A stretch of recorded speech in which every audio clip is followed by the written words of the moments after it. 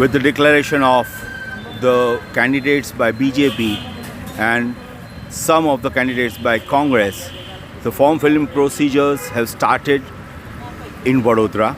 Today, Mr. Chandrakant Srivastav and Kalpesh Patel from BJP submitted their candidature to the collectorate. तो भाई आप हर बार चुनाव जीतते आ रहे हैं, वापस इस बार आपने चुनाव के लिए फॉर्म भरा हुआ है और आपके जो भी आपके साथी है वो पहले से ही आपकी जीत की कामना कर चुके हैं और वो आपको जिता चुके हैं। और दूसरी ओर जिस तरीके से बीजेपी में अभी काफ़ी बवाल चल रही है, तो इसके बारे में आपका क्या कहना है? उसके अंदर बवाल चल रही है तो उनकी पार्टी का सवाल है, उसमें तो मैं कुछ नहीं कह सकता हूँ। लेकिन जहाँ तक हमारा सवाल है वहाँ तक हम एक लोक सेवक बन के लोगों के बीच में जाते हैं। लोग ही प्रतिनिधि बनाते हैं, लोग ही कॉर्पोरेटर बनाते हैं, लोग ही धारा सभ्य बनाते हैं, लोग ही संसद सभ्य बनाते हैं। तो सीधा साधा सवाल ये है कि लोगों से पार्टियाँ बनती है, लोगों से प्रतिनिधि बनते हैं, पार्टी से लोग नहीं बन सकते। मेरी 35 बरस की लाइफ के अंदर मैंने कभी जो बैठने के बेंच होते उसके ऊपर भी नाम नहीं लिखे। लोग कहते हैं तेरा तुझको अर्पण, पर तेरा तुझको अर्पण करते नहीं, सबको खुद की पब्लिसिटी चाहिए। मैं आज तक पब्लिसिटी में पड़ा नहीं हूँ।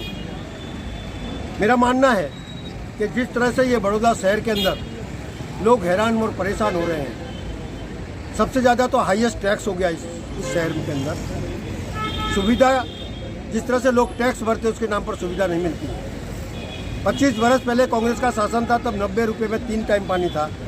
आज 1500 रुपये 1200 रुपये में 1 टाइम पानी, वो भी गंदा 3-3 4-4 साल तक आता है। ड्रेनेज 350 किलोमीटर से ऊपर बरसाती गटर बन रही है, उसके अंदर ड्रेनेज जोड़ दी है। रूपारेल कास, भूकी कास, मसीहा कास और विश्वामित्री, उसके अंदर ड्रेनेज का पानी बहता है। जब चुनाव में आए थे तो बहुत बड़े बड़े सपने दिखाए थे, लेकिन सपने साकार नहीं कर पाए। ये एक मजबूरी है।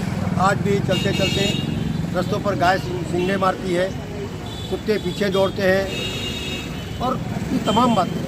कोरोना महामारी के अंदर जिस तरह से लोग हैरान हुए हैं, आखिर देश के अंदर 200 रुपया दंड है तो गुजरात में 1000 रुपया दंड है। और जिस तरह से लोगों को अपमानित किया गया है, फीस नहीं भरनी पड़ेगी, पगार पूरी तुम्हारी नहीं कटेगी, आधी पगार हो गई, नौकरियां चली गई, लोगों ने गले में फांसी लगा दी। तो तमाम बातों को लेकर हम लोगों के मैदान में और लड़ाई लड़ने के लिए निकले हैं और लोगों का आशीर्वाद है हमारे इसके पास, क्योंकि इतने टाइम सतत लगातार हमको जो दिया है वो लोगों का विश्वास और प्रेम ही है। और हम हमेशा इसी तरह से लड़ते रहेंगे। और कांग्रेस पार्टी का एक मतलब लोगों की सेवा करना है, सत्ता के लिए कांग्रेस पार्टी नहीं लड़ती। बतू भाई, आप सिर्फ एक उम्मीदवार ना हो के, कैंडिडेट ना हो के, वडोदरा कांग्रेस की एक मुखिया है, तो आप कितने और जो कैंडिडेट्स आपके साथ खड़े हो रहे हैं अलग अलग वार्ड में, आप वहाँ से कितनी सीट लाने की कोशिश कर रहे हैं और आपका क्या कहना है इसके बारे में? पहली बात तो मैं ज्योतिषी हूँ नहीं। प्रजातंत्र में प्रजा नक्की करती है कि तुमको कहाँ बैठना है और कहाँ नहीं बैठना है। उसका आशीर्वाद होगा तो जहाँ बिठाएगी वहाँ बैठेंगे, जहाँ जैसा बोलेगी ऐसा लड़ेंगे। और वही एक ताकत होती है लोकतंत्र में, लोगों की ही ताकत होती है। कोई ऐसा बोले कि ये मेरा मिशन है तो किसी का मिशन काम नहीं करता है। भाई, ये लोकतंत्र की परिभाषा को समझो, उसको जानो। तुमने वडोदरा शहर को खड़ोदरा बना दिया है और फिर भी लोगों को निकले फिर से नया वायदा करने। हम वायदे वाले नहीं हैं, हम कार्य करने वाले लोग हैं। ફરી એકવાર આપ ટિકિટ આપને મળી છે, ભાજપે આપની ઉપર વિશ્વાસ કર્યો છે। આ ટિકિટ જે આપને મળી છે, આ વખતે આપણે આપ જે ઉમેદવારી પત્ર નોંધાવ્યું છે, ઉમેદવારી નોંધાવી છે, તો હવે લોક ઉપયોગી કયા કાર્યો આ વખતે આપને કરવાની ઈચ્છા છે?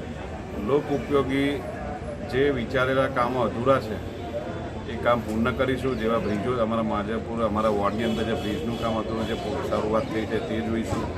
રિવરફ્રન્ટનો જે અમારા શહેર પ્રમુખની જે એમને જાહેરાત કરી છે કે નવા ટર્મની અંદર વિશ્વામિત્રી રિવરફ્રન્ટનો જે મોટો પ્રોજેક્ટ છે એની અંદર ધ્યાન આપીશું અને જે વિકાસના કામો બીજા મોટા હોય એની અંદર ધ્યાન કરી પૂર્ણ કરીશું। હાલ સમગ્ર ગુજરાતમાં ભાજપના કાર્યકર્તાઓ નારાજ છે અને વડોદરામાં પણ છે। એ વિશે આપનું શું કહેવું છે? ભારતીય જનતા પાર્ટી એક વિચારસરણીને વળેલી પાર્ટી છે.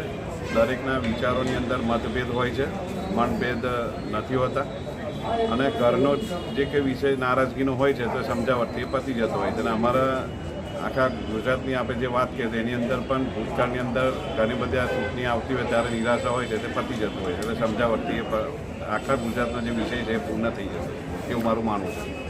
આપ એવું માનો છો કે આવનારા દિવસોમાં જ્યારે મિશન 76 લઈને વડોદરાના પ્રમુખશ્રી નીકળ્યા છે ત્યારે એ મિશન 76 પૂર્ણ થશે?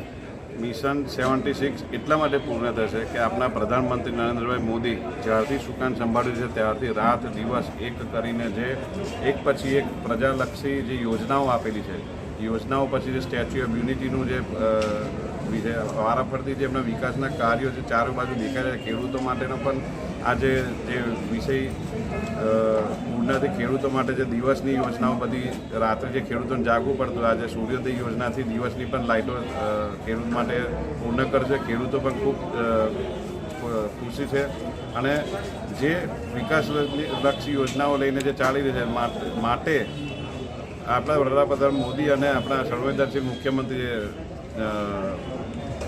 વિજયભાઈ રૂપાણી એમના જે મુખ્યમંત્રી આવાસ યોજના દ્વારા પણ લાખો ગરીબોને જે ઘરો આપ્યા છે. એટલે આ બધી યોજનાઓથી અને જે વિકાસના કાર્યો કર્યા છે માટે પ્રજાને ચોક્કસ વિશ્વાસ છે. માટે 76 જે ટાર્ગેટ છે તે પૂર્ણ થશે એવું મારું માનવું છે.